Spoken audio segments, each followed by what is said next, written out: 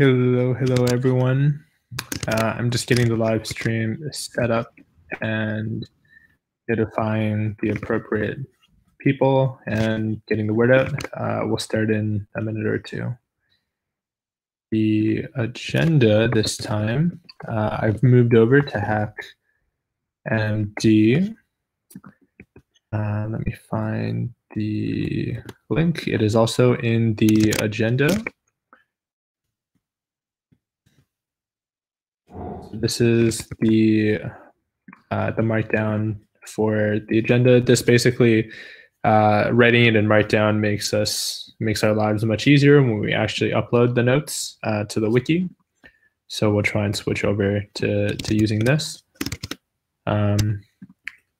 Actually, before I keep going, can someone say something? Because I'm just worried that like my audio isn't working. Something. Awesome. We can hear you fine.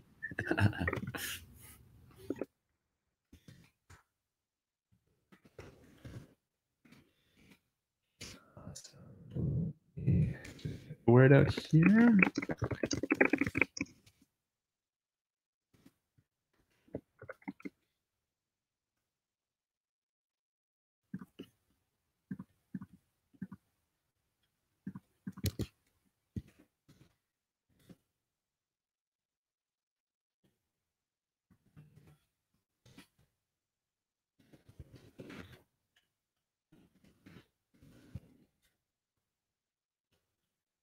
All right, okay. So I think we can get started. I'll just be going off of the agenda, and then please feel free to add more to the proposed topics as we go on. But right now we have 4. Not sure actually if Olivier or someone else from Pando is in the call. I do see you, Olivier. Yes, I'm there. Awesome. So I volunteered you for one, basically. So just in case you need to go again, or anyone needs to go early, please let me know. Otherwise, let's start with appointing note takers. Actually, Olivier, if you're going to be here the whole time, I'm going to put you on the hook this time. Yes. Since I know you haven't taken notes before. And then who else has not taken notes for a while? Yoda, do you mind taking notes? I can do it. Okay. Yeah, sorry, I couldn't really hear you, but I assumed the connection. Okay, you can do it. Okay. Can you hear us fine? Okay. Awesome. All right, then from there we can introduce new people to the call.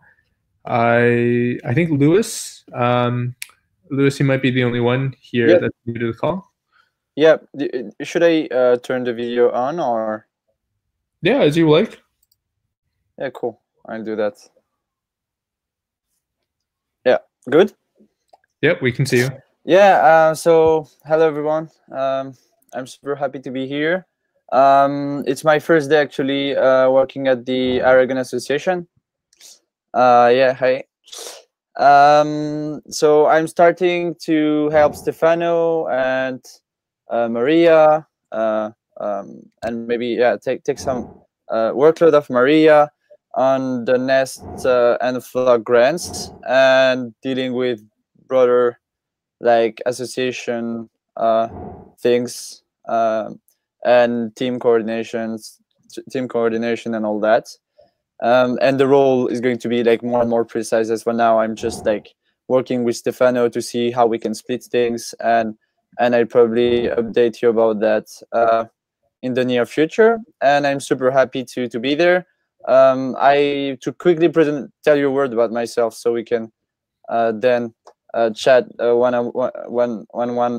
all together. I've been graduating recently from a university in London. In the past, I've been doing some venture capital. Hey there. I've been doing also some finance in accounting and startups. So I come to put my skills to the service of Aragon and the great cause that we're all working on. And I'm super happy to be able to do that full time. I've been going around in the community for some time now. And yeah, go Aragon. Awesome. Thank you, Lewis. Let's keep up the spirit. Go Aragon. All right, then. I think we can move on to updates from each of the teams, unless there's someone else who is new and I haven't seen their face. Okay, I think we can move on to updates. So we'll start with Aragon 1. The last 2 weeks have been mostly wrapping up a couple of loose ends in terms of the things we're working on for 0.7, as well as, I think, making a consistent push for the court. So on 0.7, we received a report from Auth.io about a couple of things in the contracts that we still have some time to change before the 0.7 release. So we were working on those for Aragon OS. We've also frozen changes for the Aragon apps contracts. So we've given those for security review to the AGP18 security partners. And we are finalizing the changes for the payroll application that will be soft launched as part of 0.7. So that as well, ideally both Aragon OS and the payroll application will be frozen early this week, so we can add those to the pipeline for the AGP18 security partners.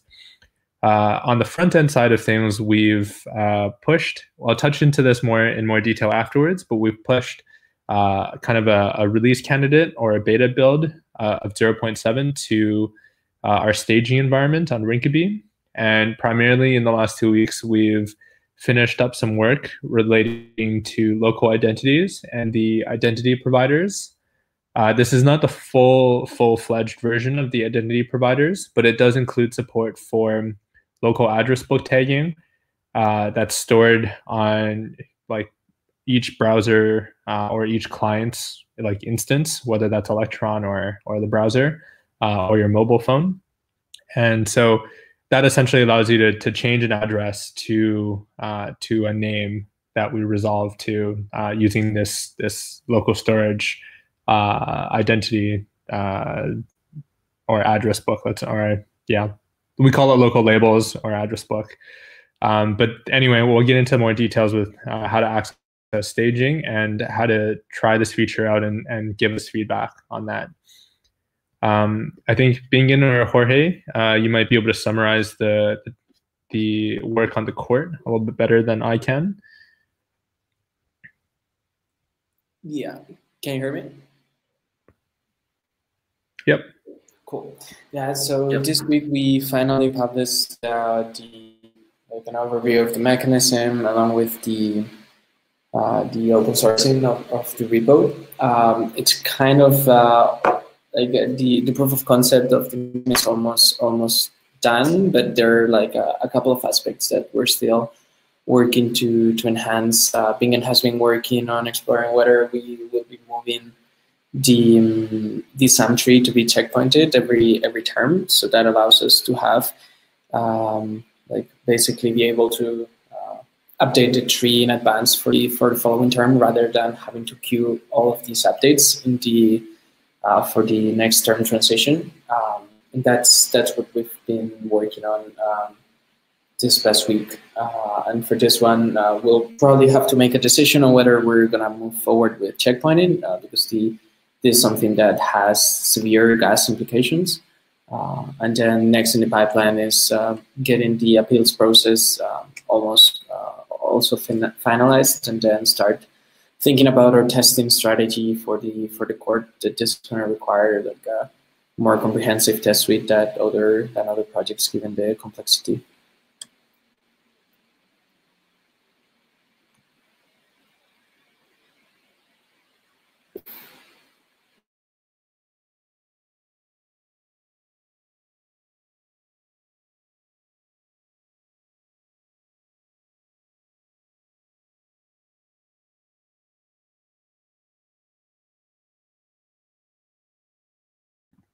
Sorry, I was muted.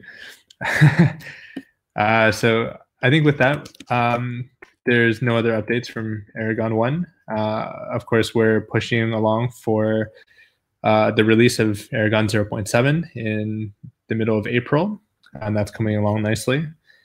But aside from that, let's move on to Altark. All right. So over the past 2 weeks, our primary focus has been preparing for our Rinkeby deployment.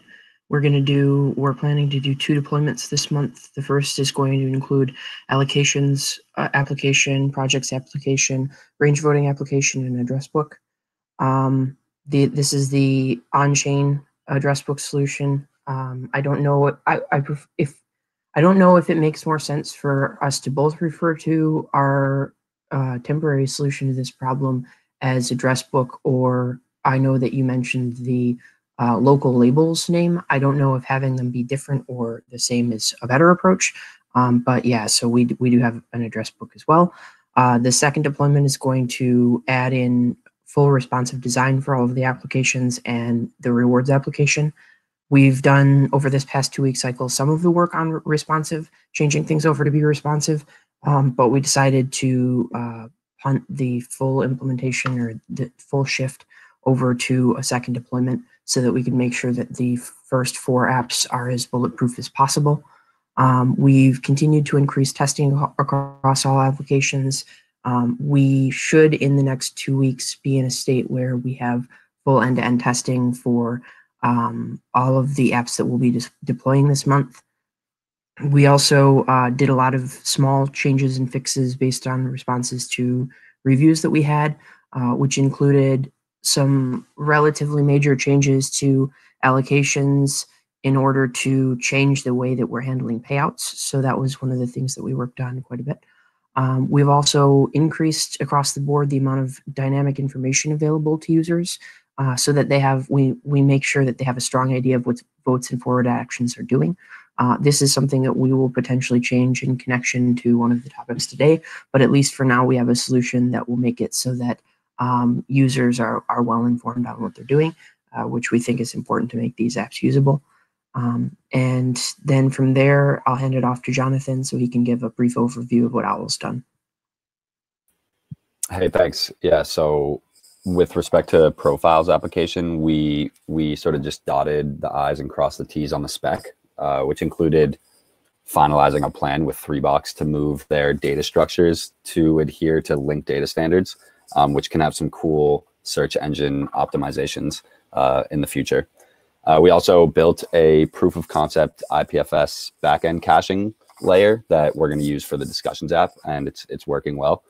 So that's exciting. And we're hoping to just start on actually coding the profiles this week. I guess we're going to give the person working on the Aragon message signing maybe 1 or 2 more days max to finish, and then we'll just take that work on ourselves if it's not done by then. So yeah, that's it. That's it from us. Oh, sorry, you go. Yeah, I just wanted to note the address book that I talked about. I think let's keep them separate. Let's call ours the local identities because that's what we've kind of agreed on internally, and we can keep address book as the on-chain address book for now, just for a little bit of clarity in naming. Perfect. Sounds good. All right. Daniel or Gabby, do you want to discuss some of the things you've been working on as part of the Aragon Mesh team? Yeah, sure.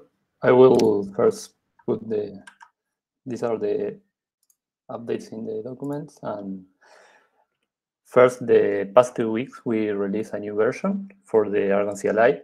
The major changes in this release were the new commands from IPFS to one for view the metadata about the content, and the other one to propagate the content.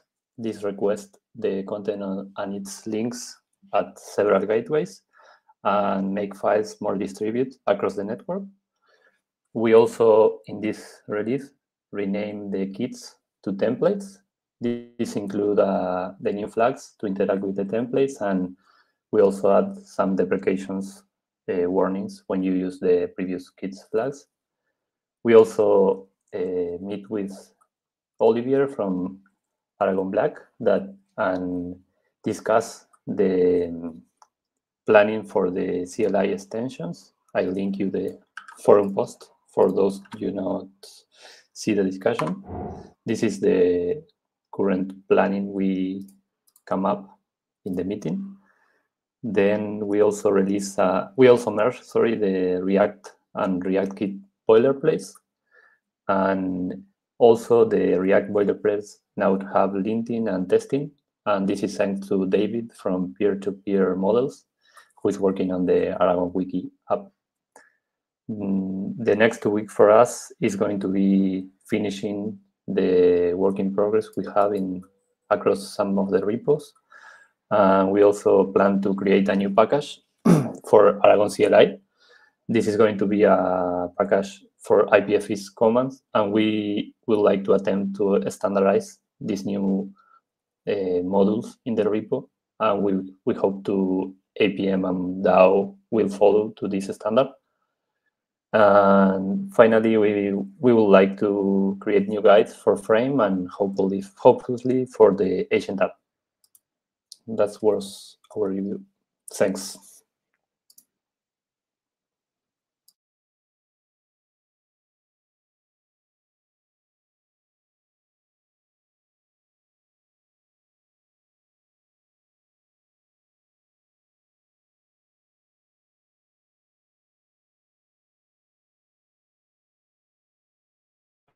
Yeah.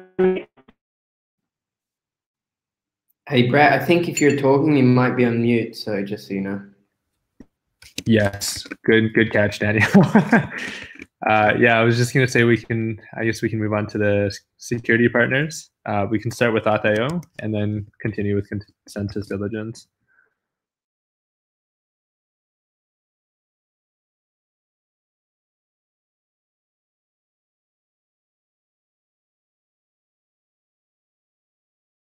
Actually, I think Alex might have dropped off the call, so we can just continue with Consensus.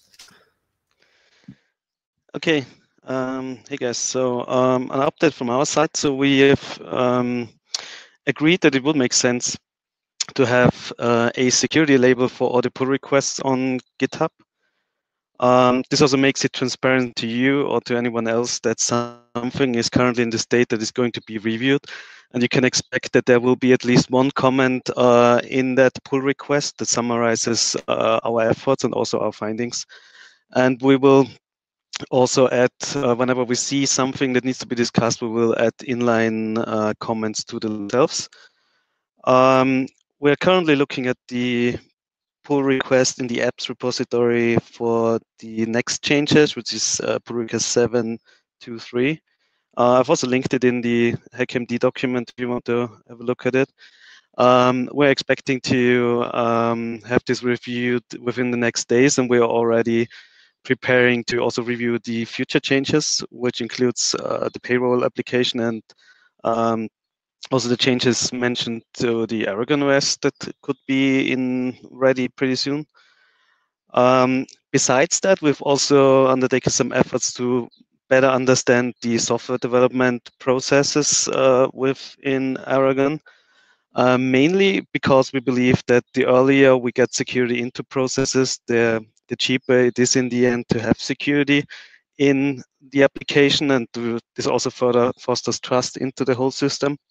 So our initial findings, even though we've not written a report or something about that, but just to share also with you that the feeling that I have from the processes that are already in place is very good. There's certain security and quality gates already implemented, and we're also looking into having more discussions around that topic to maybe also add more security gates in the software development process, so that it's easier for new members and also for other projects to trust in the core system. Yeah, and apart from that, we are also working on the draft for the new proposal for the next vote for the security partners. that's basically it from our side. Thanks. Awesome. Thanks, Martin. I think as well, this is perhaps a good chance in this call to talk about perhaps planned security requirements in the next couple of months from a couple of the teams, now that we're all here, just to help as well guide what this next proposal will look like for the AGP, or I guess it's really not AGP 18 anymore, but it's just the general security partner proposal that will be in the next ballot. So we've talked a little bit internally, but right now it's been kind of Aragon 1 and the security partners versus the Aragon community as a whole.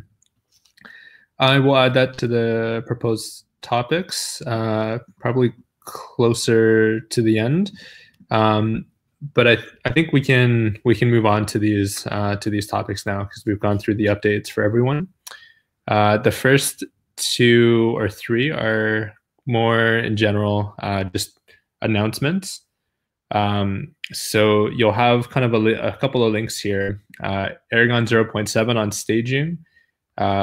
As part of our process, we maintain a staging environment on Rinkeby, and we do release software kind of as necessary to the staging environment. So usually we try to deploy at least every 2 weeks or more or less on that basis to staging with new changes. And anytime a big feature is merged or is on the verge of being merged for the Aragon client and its core applications, we will deploy a staging build to test it out ourselves and just make it easier for other people in the team to test.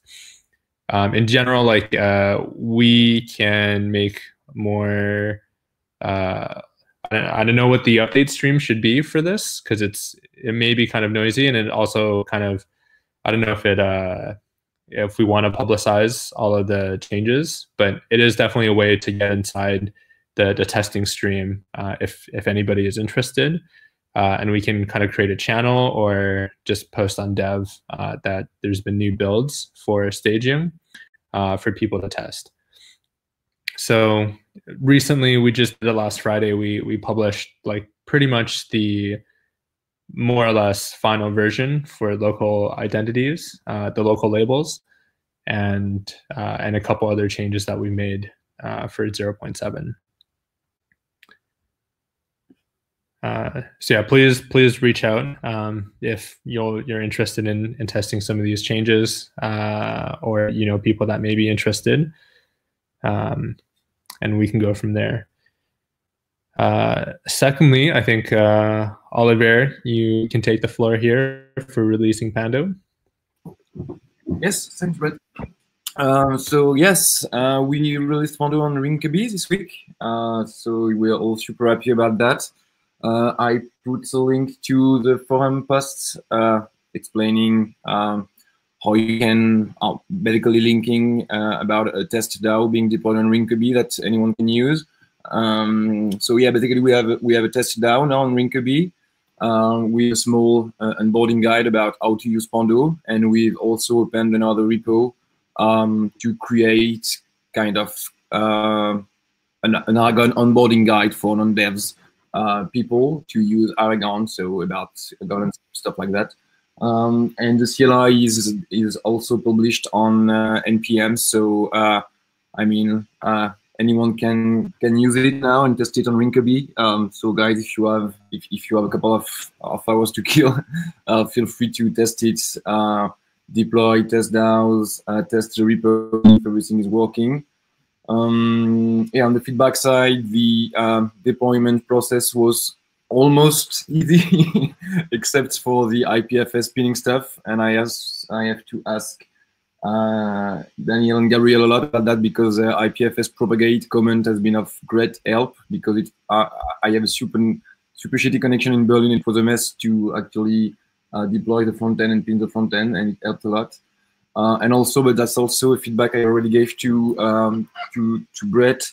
There is this small problem about the testing environment, mostly the Aragon Dev chain, which is that you can't publish on the dev chain your packages under the open.aragonpm.et registry. So you can also you can only publish your packages under I don't know, pando.aragonpm.eth or something. And when you arrive on Rinkeby, you can't. So if you have contracts who rely on these registry names to, for instance, install new packages and stuff like that, it's kind of a mess because you have to handle both the case, whether you are on the dev chain or whether you are on Rinkeby or the mainnet. So it's not super convenient. So maybe this is something we can discuss with Daniel and Gabriel, but if we could deploy the open .aragon.pm registry on the dev chain, it would help. And yes, otherwise, super happy to have it deployed. And guys, if you have time to play with it, let us know. Any feedback you can have, feel free to open issues. In the next couple of weeks, we're going to work on improving the front end, polishing the front end. There's still a couple of bugs there. But mostly we are going to work on apiaries, so probably the work on Pando is going to go slower right now.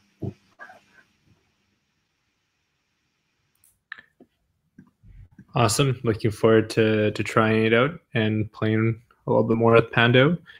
The thing with the open.aragonpm.eth, there was a community member who wanted to fix that. I don't know if he has gotten on it, but we'll chat more offline about that particular issue to make it easier.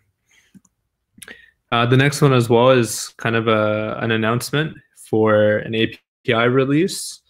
So Pierre, over the last few weeks, I believe, actually it's been 2 or 3 weeks now, has been working on a React API for the front ends for apps. This new API uses hooks and is very, very modern in terms of the React experience.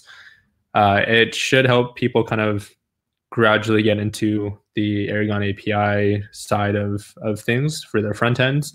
And it just makes it a lot easier, a lot more explicit, the type of things that you're doing in a front end. So that's been released now. It is on more or less a stable version, version 1, and we're starting to use it internally as well. We're migrating, or we will be migrating most of our applications to use this new API in the coming while. So if you have any feedback or thoughts on this, please check it out and let us know. All right. So just sorry about. Oh, okay. I was gonna ask if there was any documentation, but I see that Pierre just posted something, so I should have. Yep. In the repo itself and on the npm package on npm.js, you will see, or npm.org, you will see like a fairly detailed API documentation. But it is something we should put in hack.aragon.org eventually.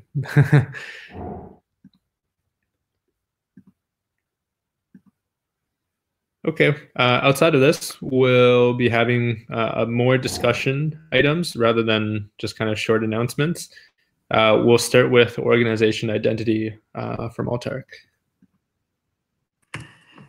Yeah, so the main headline here is that we'll be tackling the organization identity, which is basically like the home application.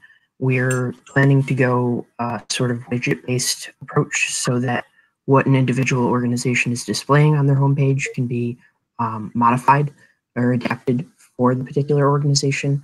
We're still very much in research phases for this, so it's still coming together. I think if we're going to have a discussion around this right now, probably the best use of time is any specific features that people think are important to include here, or any specific challenges that people think we should be watching out for.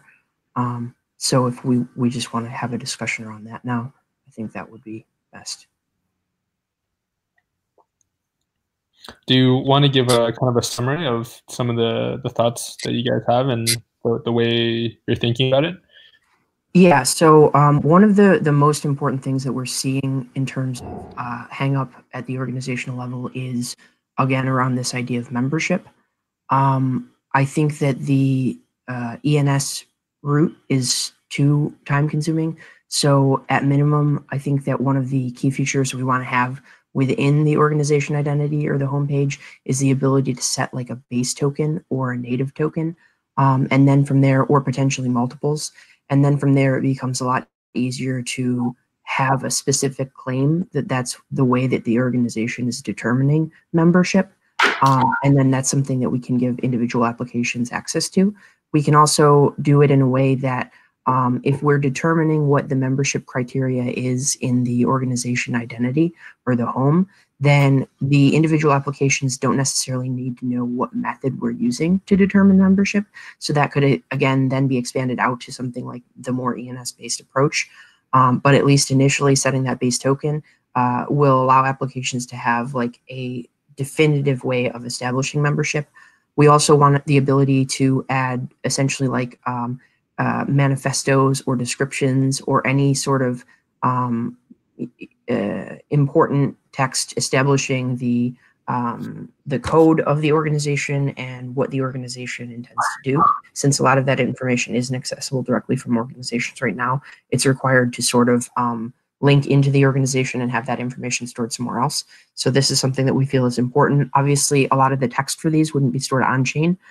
We do think it's important to have the amount of information displayable be modified. So we wouldn't necessarily have a specific section for a manifesto, a specific section for a description, you know, blah, blah, blah, but the ability to create as many different sort of like floating word blobs as the organization wants through widgets. And ideally, we want all of that to be markdown based. So just integrating basically a relatively simple text editor with markdown that requires like a vote to ratify. That's something that we think should be in that homepage. Those are the two main features that we think are important and want to focus on is membership and the ability to have some sort of description or vote-based agreement that's displayed in text there. Beyond that, we don't know. Those are our focuses, at least initially. Is there anything else y'all did? Is there anything I'm missing? I guess, yeah, since it's part of the home app, I guess home app is not a traditional app, so there are those technical considerations that need to work through. I don't know if you wanted to talk more about that as far as if we're going to update data based on a vote. I mean, that's not really something that the home app can handle right now. So I think that's the major technical undertaking as far as this initiative goes.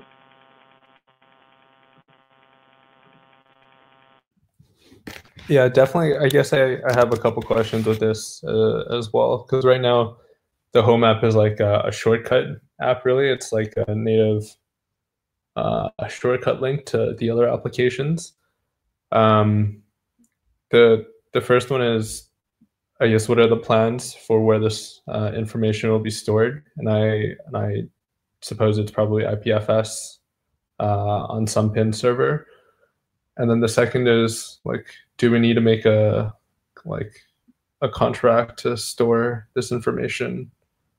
Have you guys thought about like the technical bits, the pieces that we'll need to make this happen? If it does require a contract, it's going to be very simple, just on the scale of like a registry or something. And then, you know, you could do something like, basically all you would need, I'd envision, is some sort of like widget identifier that ties to an IPFS hash and allows you to access the authorization, the OS level authorization. So beyond that, I don't think a widget would be designed that doesn't need any those things. So if there's a way to get around storing those in a contract, that would be ideal, but I just don't see a good way of leveraging authorization without having a contract. So we probably will need one, but again, it'll be very simple. Most of the data should be, again, stored on IPFS, like you said.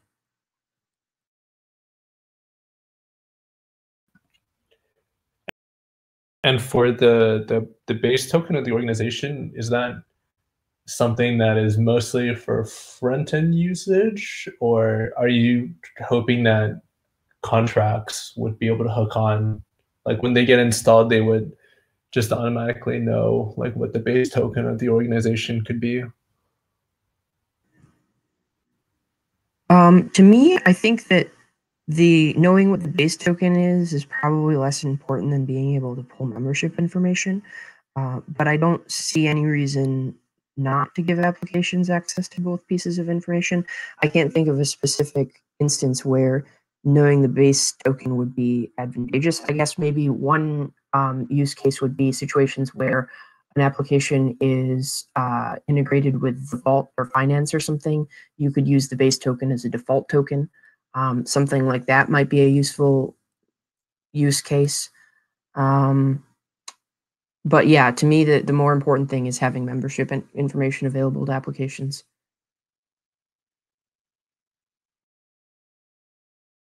I think that for the most part, a lot of the cases it will be primarily front end, but there's definitely situations where you want to be able to get that membership in contract. Yeah, I'm curious, Jorge, if you have any thoughts on this as an alternative to the ENS system. Yeah, I mean, the advantage of the membership system with ENS is that you could, and it's kind of the same with the current token manager paradigm, is that you can have different types of membership per organization, not necessarily like, okay, this is like all the members of the organization. It allows you to have like separate groups, and then they also can like identify with names. But I think that the actual technical detail of whether it's on ENS or with a token, it's not super important. But I think the main distinction, the main decision that we have to make is whether it's gonna be like, okay, this organization only has this set of members, and there are like no two different sets of members. So, for example, in the case of the Melonport DAO, they have like two types of members with different permissions. So here you would probably, like, if you just have like one native token, that would probably need to be like the global membership of the organization. But yeah, I mean, I need to think more about it. Do you have anything written that could be shared in the forum? Not yet, but we should. I would say early after the next dev call, or potentially right before the next dev call. That's where we're looking at this out more. Basically, this week we're focused on deploy, and then we'll be writing something up on this, but not until after our deploy. Okay, perfect. Something that regarding the metadata part that we should sync on is that for the court, the proposal agreements basically need like the organization to have like some written rules of what types of proposals are valid, what types of proposals are not valid, and maybe have like a manifesto that all of those proposals need to adhere by. So this is something that we'd love to be involved in how this gets done, because this is going to be very, very important for organizations once they have proposal agreements. Yeah, agreed. And I definitely want to emphasize that I don't think that we should do the membership tokens at the home page level in a way that excludes the ability to have an option to do ENS-based membership or something like that. It's just we feel technically it's going to be easier to start with membership-based, token-based membership. And again, the primary use case that we're driving towards having sort of like a primary organization membership established for is the ability to determine whether an individual user's identity is member of an organization. So for that use case, we need, if we have some sort of like soft or adaptable membership, we can't display information for sure that says that person X is member of organization Y. Okay.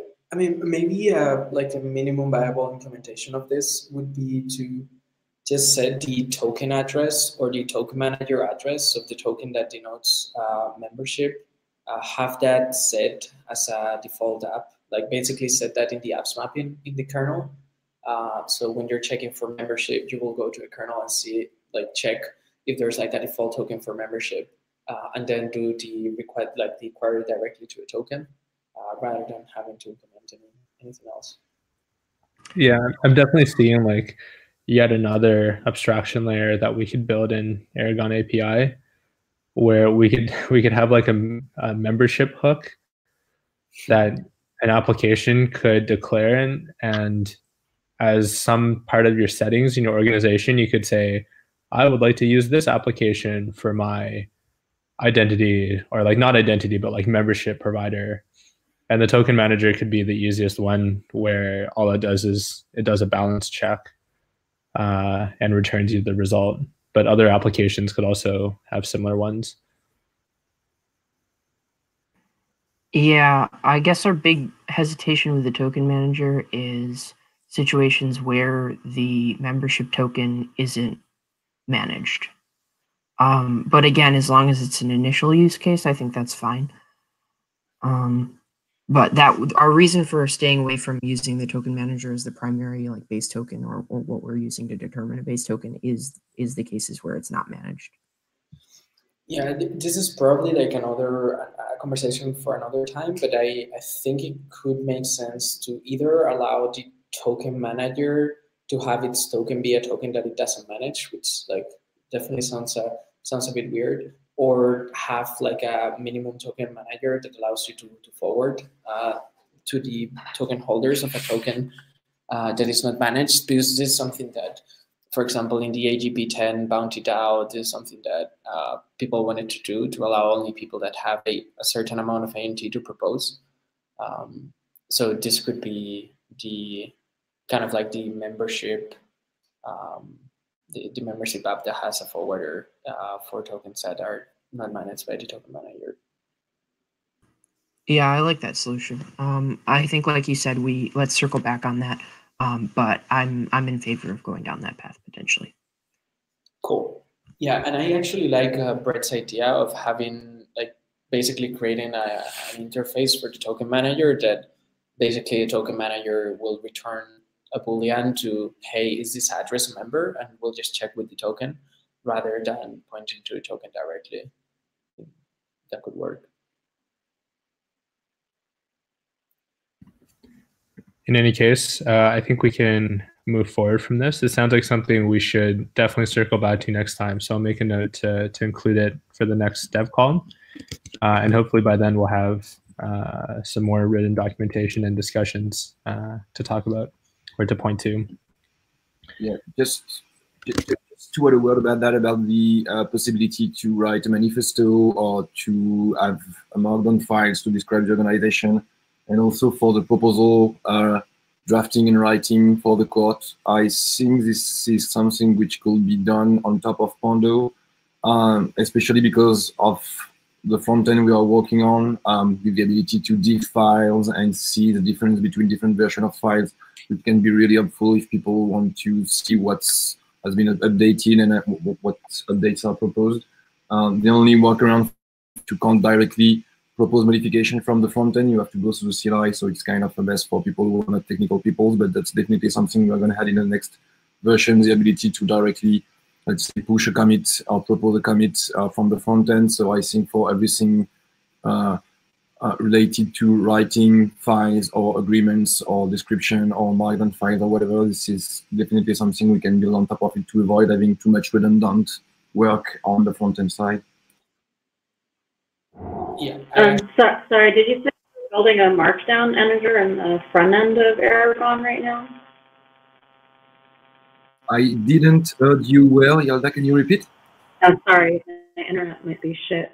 Did you say you're planning on implementing a markdown editor within the Pando app Aragon now on the front end? Yeah, that's it. That's exactly the point. We want to implement a markdown editor directly from the Pando front end. So yeah. Okay. Just double checking. Thanks. Yeah, I actually think this would be fantastic, especially for proposal agreements that people could see like how the file has been changing over time. I think this would be great. How would you be ensuring that these files that are in IPFS stay available? Are you pinning them behind the scenes? Yeah, that's that's a problem for now. We can't. So the first thing we are going to do right now is add support for Piñata, which is some kind of a pinning service you can use for free up to 1 GB of data, I guess. But then you need an authentication key, so you need to do it from the front end when you push your commits. So it's not functional there wide. So yeah, I mean, we always have this problem of pinning. I have no ideal solution for now. We rely on like the people using Pando to pin their stuff and make sure the stuff are pinned. I mean, the default IPFS gateway in Pando right now is Infura, because Infura agrees to pin whatever you ask him to pin. So, well, it's pretty convenient, but of course, from a decentralization point of view, it's pretty creepy. And the other plan is just to use Piñata, which works pretty well, but still it means that you can only have it working on a person basis, because otherwise you have to disclose publicly your authentication. So maybe we can just have something like that in the settings, like each person in its local storage in the browser can have a small Piñata authentication key, so that every time you push something from the front end, it gets pinned by Piñata or something. Yeah. Cool. Yeah, it may make sense to check out the IPFS consortium for, especially when these are going to be IPFS files like submitted by users, because I mean, this normally requires that there's like a special log being issued by a smart contract. But if this is happening, I think this would be the best chance, and then the association can run a pinning node, and like other Flock teams can do this as well. With our previous deployments with 0.5, we had a lot of issues with losing files that were in IPFS. And once the file is out of the network, then it's just a nightmare, or like impossible to get it back. Yeah, to be honest, we were kind of loose with that on Pando, because, well, the idea that anyhow you still have a copy of your audio version on your local repo, if anyone has a copy of the local repo, of course.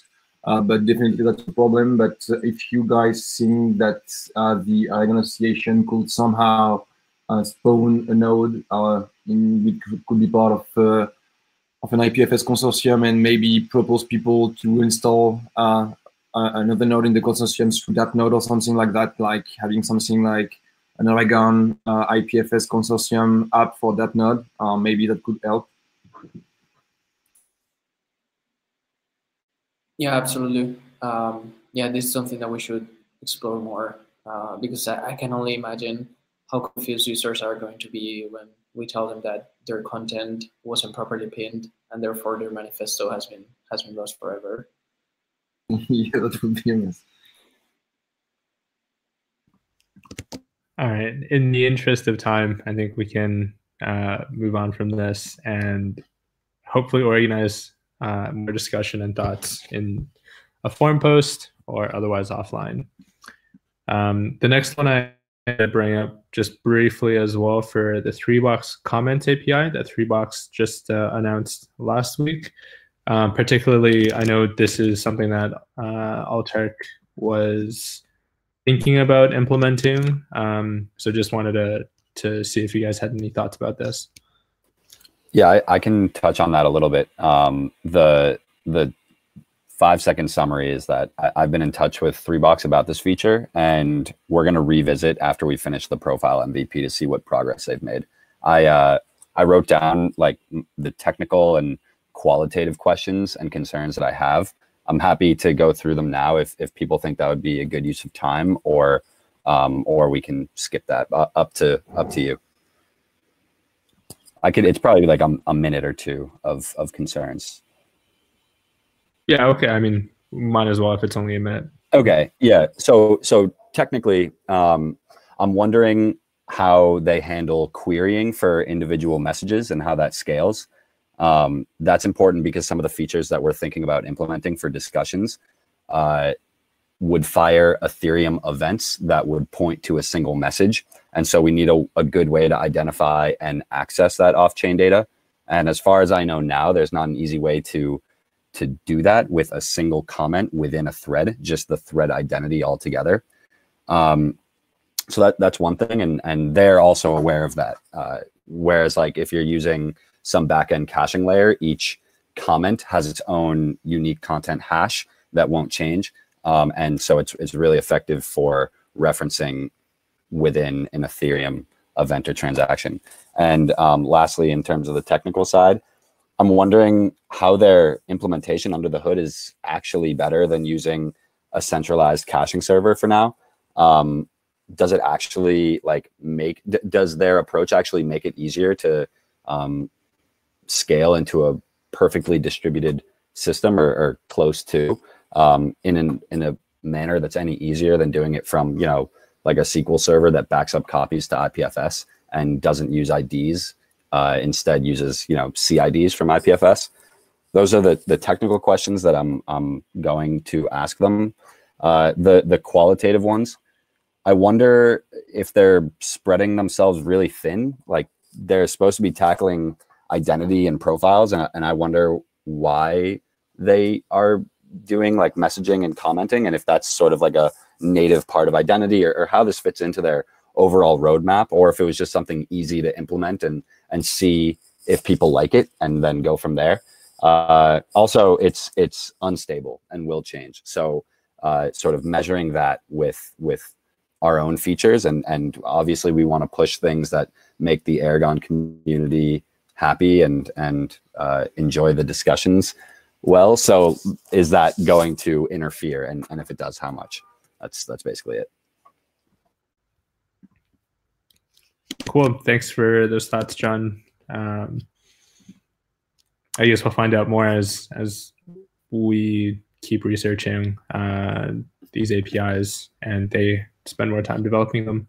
Yeah, that's why I think it's good. Give them a few weeks and see how it goes, and if people are using it and how they're using it, and then revisit. Awesome. Sounds good. If you do find out more information, I guess please put it up as a proposed topic. I won't include it automatically. I'll just, I guess, wait for you to propose it again. Perfect. Yeah. Awesome. All right. Moving on, we have two more in 5 to 7 minutes. The one was for forwarding UX improvements.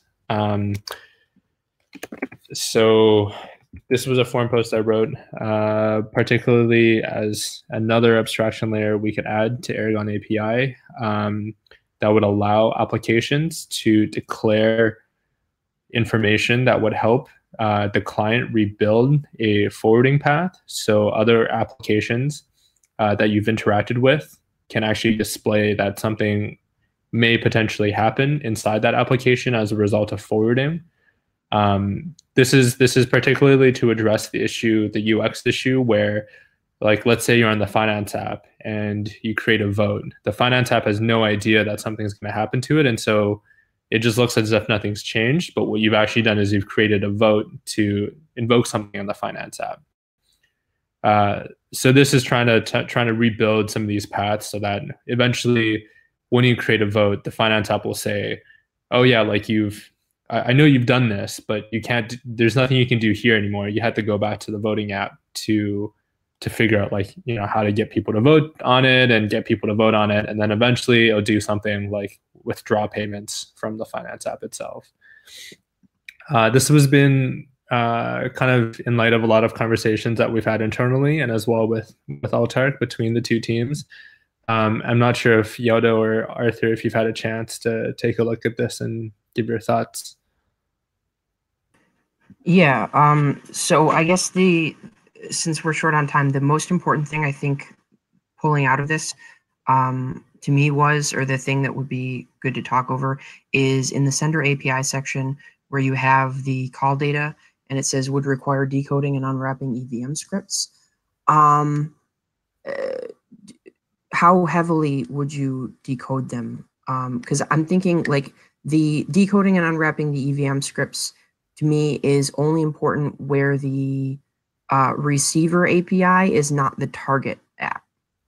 Otherwise, I think that the information needed to decode the script is probably more accessible in the receiving app, as long as it is the target app, because it'll actually have direct access to the API that's relevant to it. So I guess that's the thing that I struck me as the most interesting in this. Otherwise, I think everything here is great, and I'm in favor of this approach. Yeah, so the decoding of the EVM call scripts, or just EVM scripts in general, will be the most interesting part of how this can actually get built. Yeah, so I think in general, there could be potentially two layers of the decoding. The first one is just decoding the EVM script to figure out what type it is. And if we assume that it's a call script, then from there, we already know like the target applications that the script will run. The client itself also has the ABIs of all of the applications that you've installed in it. So it could potentially use those to help decode further information. The most pressing thing about the EVM decoding or the EVM script decoding is that if you have an action that goes through two forwarders, you need to decode like these separate layers to know that you're eventually going to be forwarding to a target. This may not be super important if what I call the asynchronous or interactive forwarder is the last one in the step, like we commonly have now, where we go between the token manager to the voting app to the finance app or to the ACL or things like that. But it will be more difficult if you add another interactive forwarder into the mix. Like if you have a voting into a voting, or if you do, I don't know, like voting into futarchy or like something like that.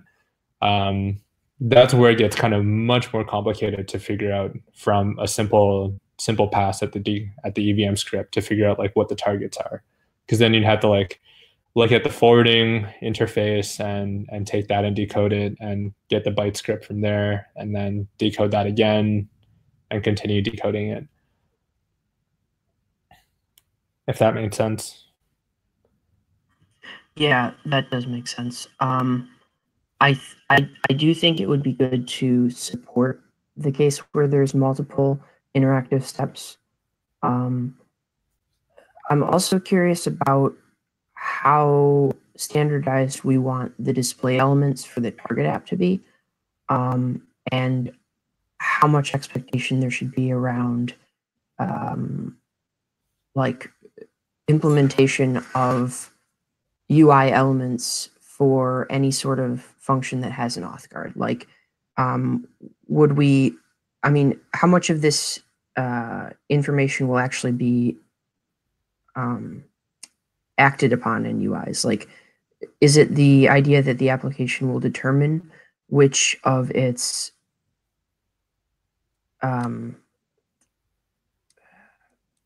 functions are relevant for this?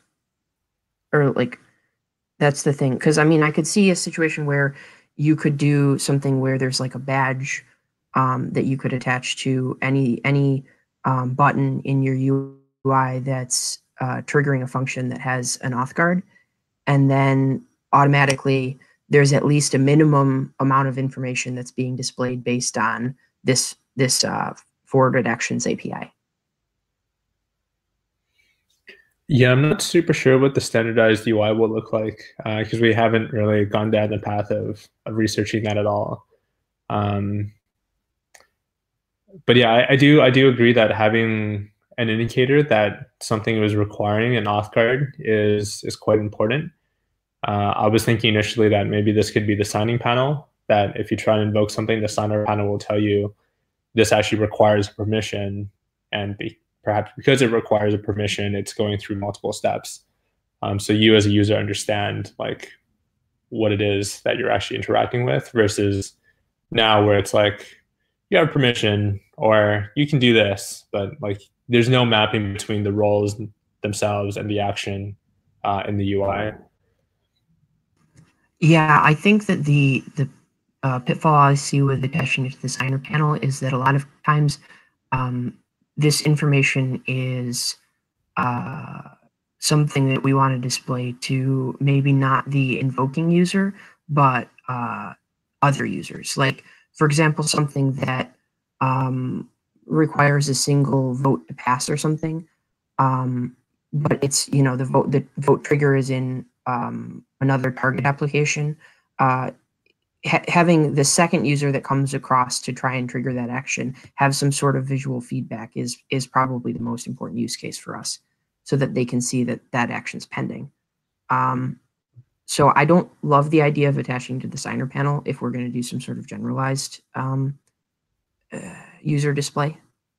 Yeah, that's an interesting thought. So each forwarder would be responsible for showing the role of any like encoded EVM scripts that they have. Yeah, that would be interesting. Yeah, I think so. One effort that we're also trying to make eventually is making it more clear in the voting app that you're going to be actually interacting with the contract. Right now, the label simply changes. It goes from question to description if you have a vote with an EVM script attached to it. But we could do a lot better in terms of being clear to the user that, hey, you know, it's like by voting on this, and if it executes, you're actually going to be doing this. This is the human of it. This is the technical description of what it's going to do. And in there, we could actually perhaps include some of that auth information. Like this is only doable from the voting app because it has this permission. Yeah, I think that this might be, well, we're over time, so I'll try and summarize this quick. But I think that something interesting would be if you're registering front-end elements in the target application for this API, and then when something like the voting application receives an action from that target application, they can pull front-end elements from the target app's APM front-end data, and then adapt the way that the vote row, for example, is rendering based on the target app for that action. Something like that feels right. I don't think that there's going to be a generalized way to give the users enough information for different target apps without some sort of pull from the target app. Yeah, I think there's definitely a lot of complications when we want to pull external components and render them. That was definitely one thing that I've been trying to avoid, is just creating more iframes inside iframes to render application-specific components in each application. Okay, but in any case, this sounds like something we could continue discussions with on the forum and otherwise offline.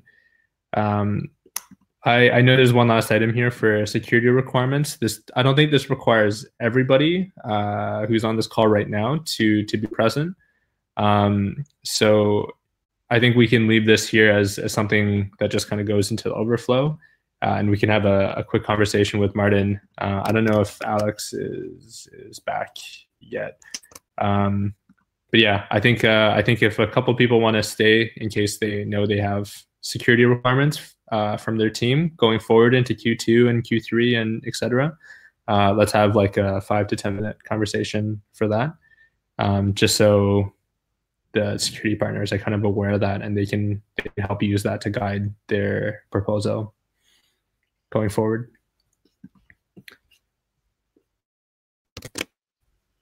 Alrighty, so we'll just start and then feel free to drop off. Okay. All right. Yes, I can start just to set the format, and then Arthur and Olivier and perhaps other people, you can chime in as you need. So at least for A1 side, we have a couple of big targets for Q2 and Q3, which are mostly completely new code that would be in a process similar to a full audit versus incremental changes. We have in particular the network components. There's 3 big network components and 1 incremental change associated with it. The court by itself is a fairly large contract with a lot of edge cases and a lot of things that could go wrong. There's the staking component, which is meant to be simple, but is a very like self-contained component and is very, very critical because it holds value. And then there's a bonding curve component, which is similar to staking in that it's standalone, but of course it holds value and will require a lot of care in terms of making sure nothing can go wrong with it.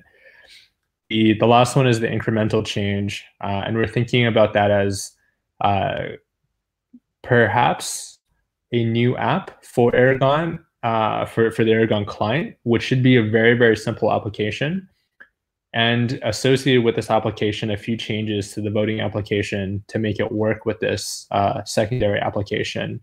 This new application is basically a controller for the voting application in some way, where it can say, okay, I want to pause this vote, I want to cancel this vote, or etc.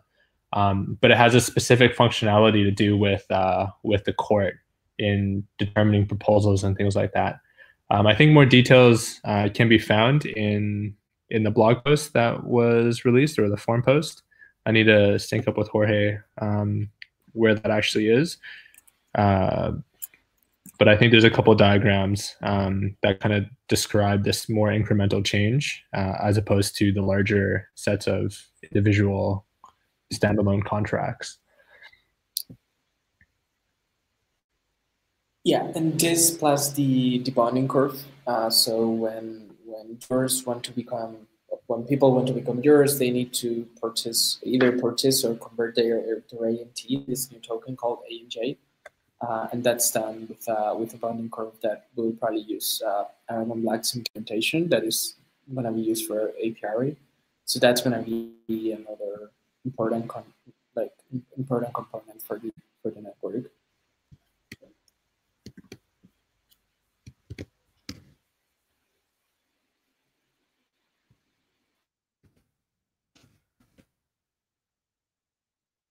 Right. Yeah, that was it from, I think, mostly from Aragon One side. That's our big changes. Of course, the contracts for the existing hopefully won't change. If they do change, it means I don't know, something went wrong,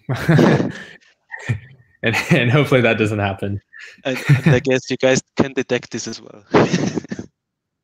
Sorry, say that again, Martin. And I guess you should be able to detect this as well if something goes wrong on that side. Yes, yeah, that is certainly another or just a quick request for anyone who's adding something to these security requirements, because this is very valuable for us also to like plan or draft the next vote. If you have any supporting links to high-level documentation to these parts, just feel free to also add them, because then we can already have a quick look on and see what might be the effort on these things. Don't put too much effort into adding links, just like high-level information. But yeah, the floor is certainly open for other people to chime in. Yeah, so I guess we're, from our side, we're not 100% sure what the like standard processes for this going forward. Like, we're definitely in a situation where basically the full suite of applications will be going into a freeze sometime this month.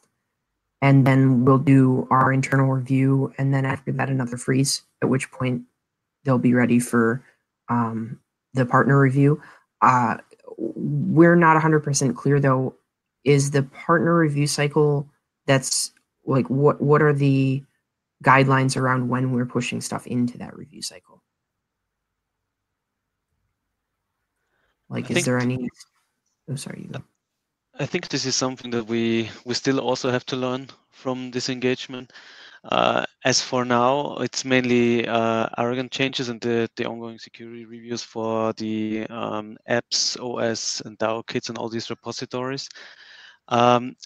We also have to plan, like, if there is too much influx from security requests, then we need to like see how we can manage this in the future. So what would help us really is like to see like how big are the projects that are going to need security reviews, how strongly are they tied to the Aragon code base already, or are they complete new projects from our perspective, from a review perspective, so that we can also schedule our efforts. We are not too clear right now what is the best approach for this, because this is also new for us.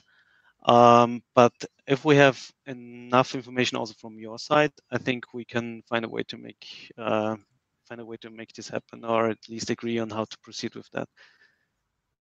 So I think what would be helpful in that case is if you just add the things that might need security attention in the future to that list as well. Then we can like see, okay, what might be coming in the next quarters? How many people do we need on our side to be able to review your stuff in time? Because I think it's the critical part is always you guys are finished with the development work, and you need a security review on that, and it should be done like the next day, even though that's not possible. But there shouldn't also be like a delay for multiple weeks because we don't have any resources free for that. So that's why this would help us. Yeah, so I think that the best strategy is going to be to do sort of our application reviews in phases then, because there's a lot there, and they haven't gone through any sort of external review cycle at all, which is quite different from the interactions that you've had with the Aragon code base so far, since a lot of at least the OS stuff has gone through multiple audits. So I think that, you know, structuring it maybe into something along the lines of allocations and range voting applications in one phase, and then projects and address book in a secondary phase, and then probably like rewards, and then looking back over everything else in a third phase would be good. I don't know how far apart we should time these phases to make sure that your influx isn't flooded. And I don't know when we should start pushing these into those streams. Those are two things that I don't have a strong grasp on, but we should be ready for that within this month. So what I suggest is that you add it to the document right now, and I will also ping John from the diligence team on our side, because it might be easier for him to judge like how many resources would we need for that. I don't know if we have free capacities for this month, because this is also like pretty on short notice, and usually we need at least 2 weeks notification ahead so that we can also plan all the other efforts that we have. And we want to really make sure that we can be in time in your cycle so that we don't delay your projects unnecessarily. So the earlier we know that you're going to release something, the easier it is to schedule something and to have resources available. Yeah, so sorry, I'll step in here a little bit. Arthur does not mean we need the security partners review this month, but I believe in the last few calls we had, the process would be that, you know, A1 does more of an internal audit first. But definitely this year, we would like to do a mainnet release of the planning suite. There are some more product user experience type decisions as far as what we implemented in the planning suite, and if there are better ways to optimize things once we also enhance the API or resolve some cross-application UX stuff. So I think that also impacts whether we actually do launch a specific application on mainnet or refactor it to have a better user experience. So these are other considerations that, I mean, we should discuss more on how we handle that. Like, I have certain opinions on the finance app and how that ties to the allocations app, for example, which might require some more like more flexibility between the two apps for it to make better sense for the users. So so those are just like some things that I would like to discuss at some point, the different ideas I have,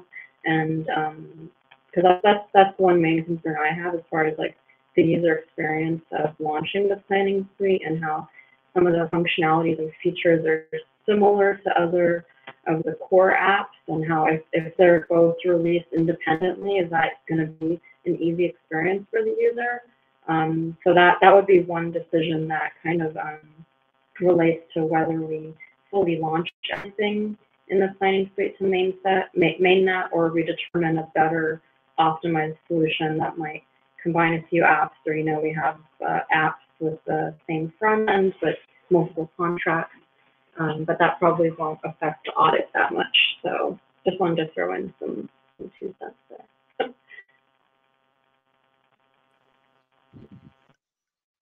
I think if one application is totally different to another, and it is a big application, a big project like what we just outlined, then in the end, what would make potentially more sense is have a dedicated audit just for that project or application, so that we can see that we can completely focus on your application, check it from all the sides, whether things are working as expected, whether things are according to your specifications, and whether there is any security concerns that we see from the implementation side.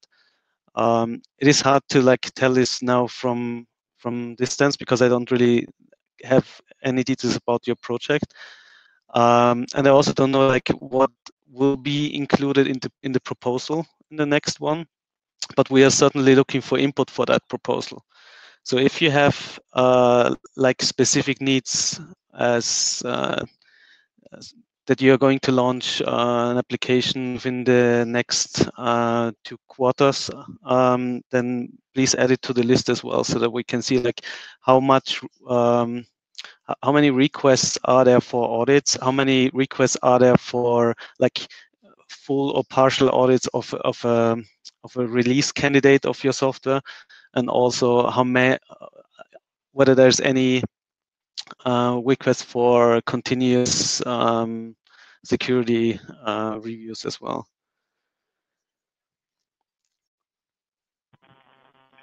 Yeah, that makes sense. So where is this list exactly, or where should we provide you the information on the chat? I would suggest to just add it to the HackMD document. Okay.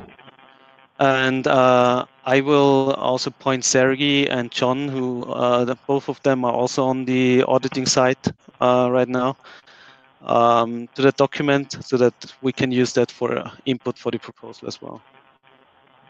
Okay, will do. Thank you.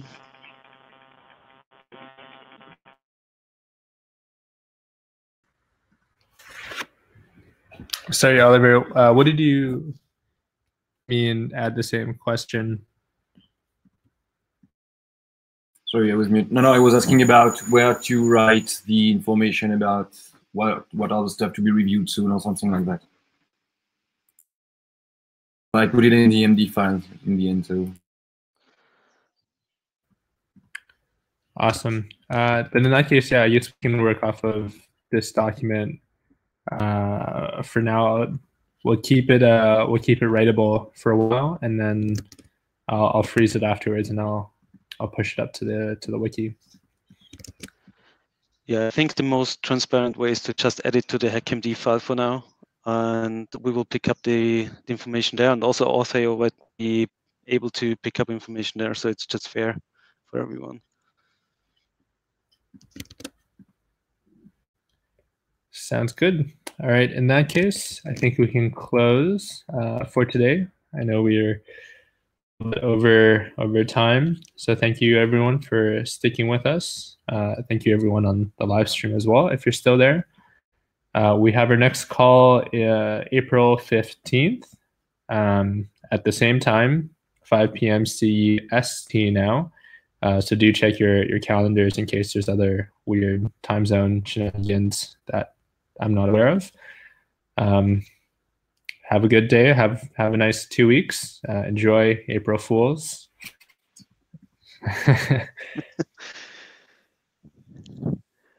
Bye, guys. Okay, perfect. Thanks. Bye. Bye, guys. Thank you.